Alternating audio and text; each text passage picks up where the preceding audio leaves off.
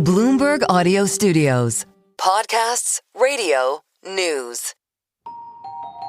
After last week's summit in Alaska between U.S. President Trump and Russian President Putin, Ukrainian President Zelensky and more than half a dozen European leaders traveled to Washington. Hello, everybody. Getting a group of European leaders to convene anywhere in August is sort of a tough task, much less in a few days. And I think it underscores the level of concern there was coming out of that Alaska meeting among Ukraine and Ukraine's allies in Europe over what President Trump's plans were. Bloomberg's Justin Sink says this group of presidents and prime ministers, NATO's Secretary General and Germany's Chancellor, wanted to make sure Ukraine and the rest of Europe are included in the peace process, and that Trump understands what's at stake not just for Ukraine, but for the whole continent. First, Zelensky met with Trump at the White House, and that meeting unfolded much better than another one they had a few months ago in the Oval Office. I think that we had very good conversation with President Trump. Very good. And it really was the best one. Next, Trump held a roundtable discussion with a group that included France's Emmanuel Macron, Italy's Giorgia Meloni, and the UK's Keir Starmer. And each of them emphasized the importance of security guarantees for Ukraine in any peace deal. We're talking about the security not just of Ukraine, we're talking about the security of Europe and the United Kingdom as well. There was a lot of discussion over the course of the day of next steps, of President Zelensky and President Putin potentially meeting one-on-one, and of there being a trilateral meeting with Ukraine, Russia, and the United States. But according to Justin Sink, there is nothing on the schedule, and getting Zelensky and Putin together to talk is far from guaranteed. The way that the White House framed it and the way that President Trump framed it was that the meeting seemed like a sort of inevitable outcome. I don't think that that's true. When the Kremlin read out the same phone call between Trump and Putin following his meeting with Zelensky and the Europeans, they merely mentioned that there had been a discussion of the possibility of a meeting, didn't confirm that they were working to make it happen. So there's a real question of if this meeting even happens, though I think Europe and Ukraine have to be happy that they've at least hot potatoed this back into Putin's lap right now. I'm David Gura, and this is The Big Take from Bloomberg News. Today on the show, after separate bilateral meetings with the U.S. and Russia and the U.S. and Ukraine, and a show of force from European leaders at the White House, what's next in the peace process? What would be on the table at a trilateral meeting? And what a peace deal would mean for Ukraine and Europe as a whole.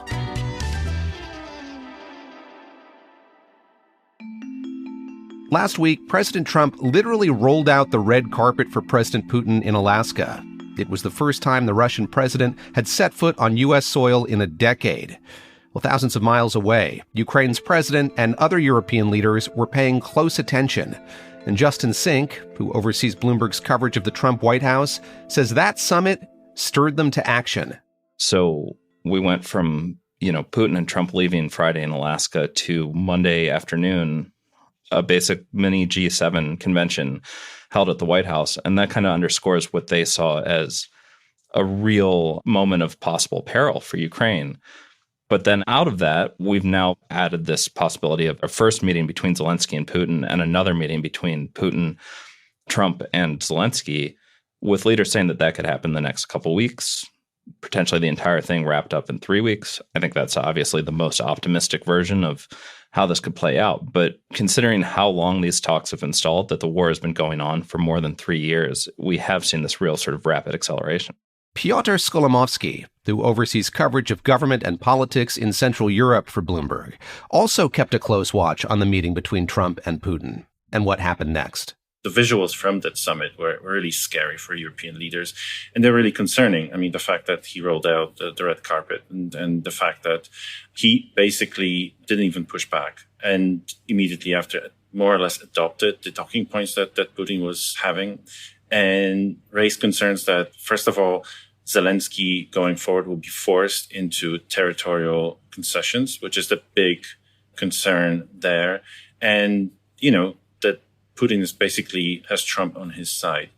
So for them, it was a serious matter just to go there and turn this narrative around.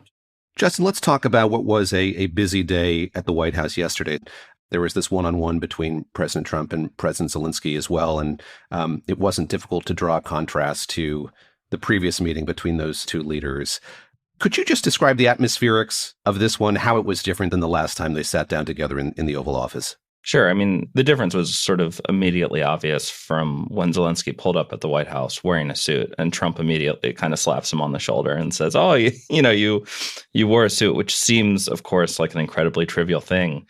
But for a president who so focuses on image, on style, on the sort of pageantry of the office, it was an immediate signal from Zelensky that he was setting a different tone for this meeting, and the reception from Trump signaled that as well. They moved quickly to the Oval Office. And you see there are different points in that meeting that could have gone south. There's a point where Zelensky is asked by a reporter, "What do you need to agree to a peace deal?" And he says, "Everything." He wants security guarantees. He wants assistance from Europe, all of these different asks. And he's making that ask in front of a U.S. president that has basically, on the campaign trail and through the first 8 months of his presidency, said time and time again, "I think Ukraine has asked for too much."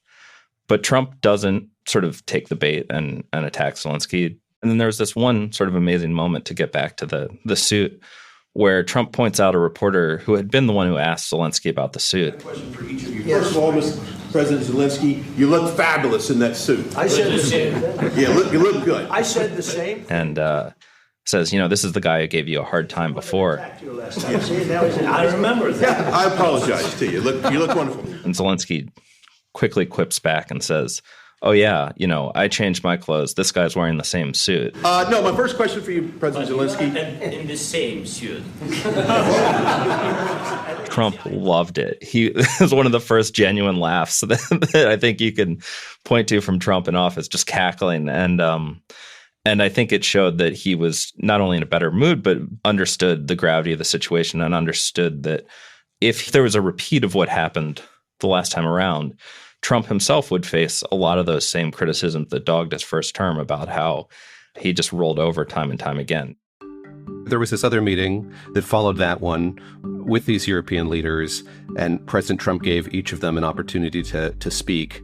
How unified was the message from these European leaders who came to the White House? I mean, it was unified in one sense, that they've really tried to lay it on thick in terms of charming him and trying to say all these good words about how he broke the deadlock. I really want to thank you, President of the United States, dear Donald, for the fact that you, as I said before, broke the deadlock.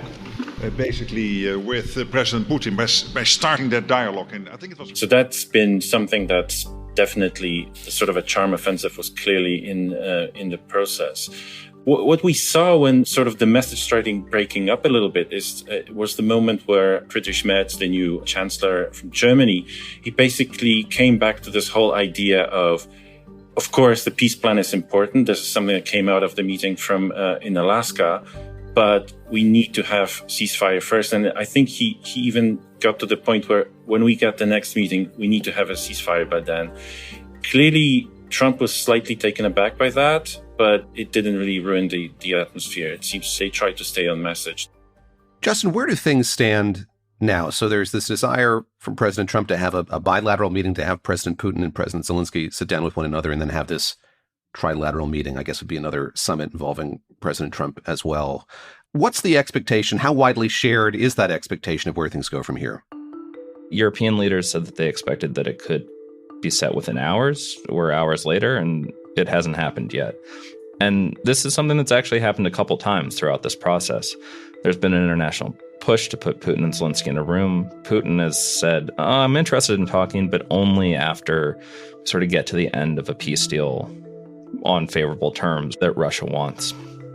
We heard Zelensky, even after the meeting, say, I think it's really important that there not be conditions on this meeting, anticipating that the Kremlin and that Putin might try to scuttle the talks by putting stuff forward. But what I would say is, despite all the optimism and sort of excitement out of the summit in Washington and how it seemed like the US and Europe were largely unified, or at least on the same page again, there's this real question of, if you're Russia, do you have this meeting? And when you think long term, Russia's objective number one may be to get a sweeping deal that ends the conflict on their terms. But short of that, to get the U.S. to get fed up and tired with this process, and to get Trump fed up and tired with this process, to the point that he walks away, he withdraws support, and then Russia can kind of use its larger size, greater resources to push through and to get the gains that they wanted in the first place. So you have to kind of consider whether this was a success or where this is going, both in the context of the immediate term of, will there be another meeting? Will there be progress towards peace? But also that longer question of, is this a way of just delaying and delaying and delaying for Putin to get to his eventual gains anyway? One of the biggest sticking points for President Putin and President Zelensky has been so-called security guarantees. Another one is land swaps. After the break, we'll get into what each leader wants from negotiations, if they happen.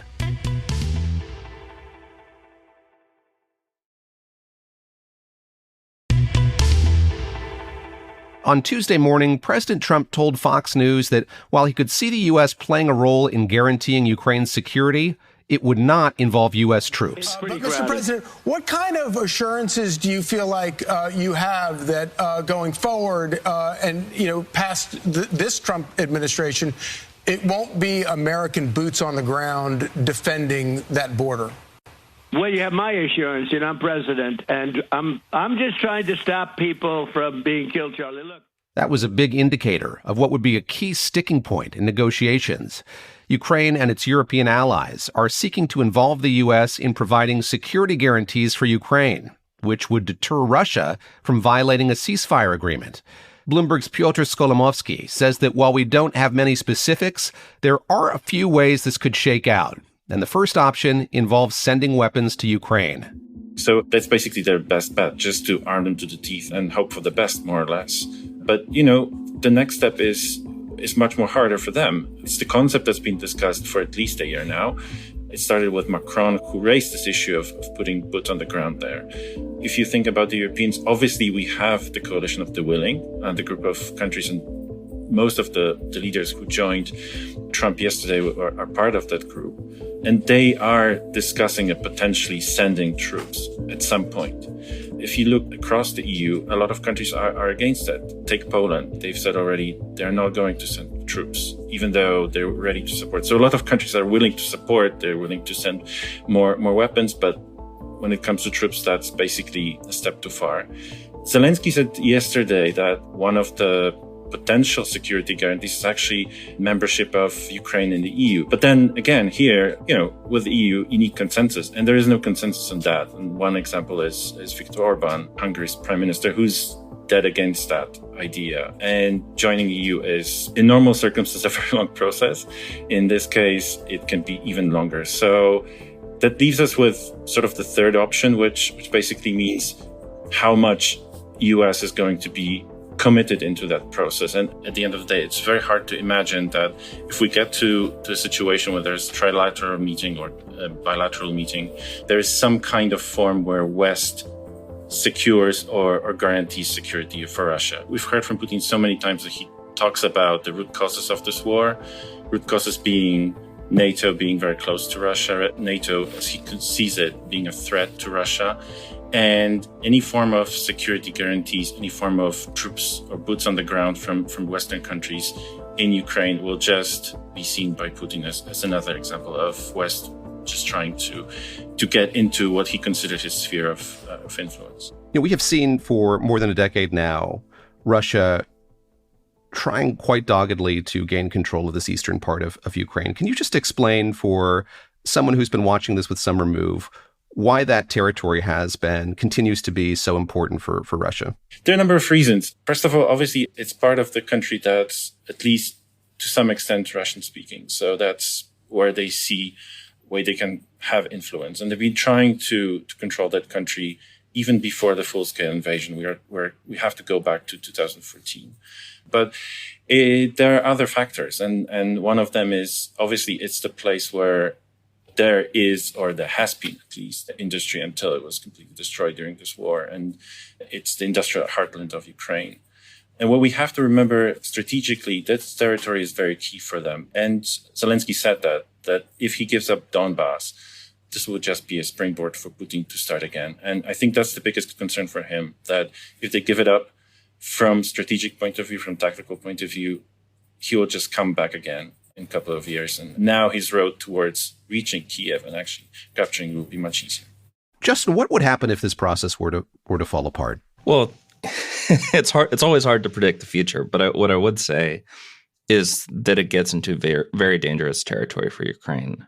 President Trump has already slowed down or essentially stopped many of the pure aid deliveries that the U.S. was offering. In moments of frustration, he's cut off some of the intelligence sharing. A lot of that's come back. But if Trump feels that Ukraine was the impediment to the talks going forward, which undeniably will be Putin's narrative and something that he laid the groundwork for in Alaska, as Trump and Putin were standing on stage, Putin said that he was committed to peace and that he hoped that Ukraine and the European capitals wouldn't interfere. And if that's something that Trump believes he is being sincere about, it's a moment of peril for Ukraine. The alternate is we have seen Trump increasingly frustrated with Putin throughout this process. He said he thought this was going to be the easiest war to broker. He said in a hot mic moment at yesterday's summit that he thought, as crazy as it sounded, I think he wants to make a deal. You understand that? As crazy as it sounds. Putin was really sincere about trying to strike a deal with him. And if he feels that Putin was stringing him along, if he feels that Putin was lying to him and in fact has sort of embarrassed him as a president who has largely defended outreach and conversation with Russia, then it's possible that we could see the U.S. rally around and restart support for Ukraine. But there is this sort of fear that underscores all of this, which I do think that Trump understands, that if there was a catastrophe in Ukraine where he was seen, it seemed like Trump was at fault for Ukraine falling, that it could reverberate politically in the way that the withdrawal from Afghanistan reverberated politically for President Biden and was the real sort of precipice from which his approval ratings fell, that sort of thing. And so Trump is going to have to navigate it. Piotr, I'll put the last question to you, and we've talked about the fear in Europe broadly of this ending with that worst case scenario. So we see Russia get the territory that it's tried to claim. Ukraine's not allowed to join NATO. If this war ends in that way, with what seems like a victory for Russia, how will Ukrainians tell the story of this war, of their fighting it, of it lasting as long as it did? If it ends in a way that they don't want it to, how are they going to tell the story of this war? Well, for Ukrainians, this war is just another episode of them trying to break with Russia. And, if we look at throughout the history of Ukraine, it's this tug of war, the country that's sort of stuck between Europe and its bigger neighbor, much bigger neighbor that's trying to just control them and sometimes did. So being abandoned and losing that war will be a huge disappointment, obviously, for the country and for the young people who have been hoping that will finally kind of bring them closer to Europe. This is The Big Take from Bloomberg News. I'm David Gura. To get more from The Big Take and unlimited access to all of Bloomberg.com, subscribe today at Bloomberg.com/podcast offer. If you like this episode, make sure to follow and review The Big Take wherever you listen to podcasts. It helps people find the show. Thanks for listening. We'll be back tomorrow.